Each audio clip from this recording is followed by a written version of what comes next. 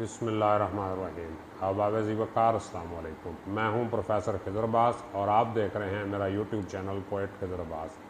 एक बहुत ही प्यारी रोमांटिक और बोल्ड सी गज़ल पेश करने लगा हूं, मगर पहले आपकी खिदमत में गुजारिश करता हूं कि अगर अभी तक आपने मेरा चैनल सब्सक्राइब नहीं किया तो इसे सब्सक्राइब कर लीजिए।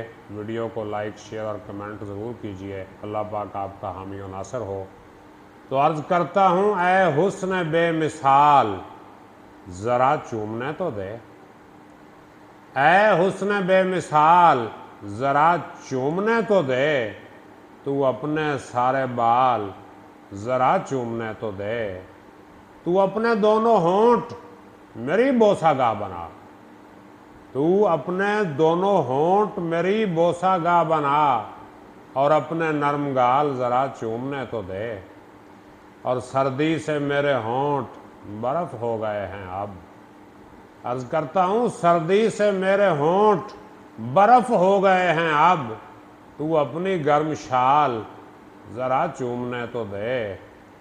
और कल का नहीं है जान मुझे कोई एतबार। कल का नहीं है जान मुझे कोई एतबार। वादों पे अब न टाल ज़रा चूमने तो दे।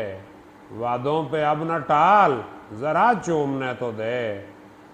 तेरा ख्याल क्या है मुझे कुछ नहीं खबर।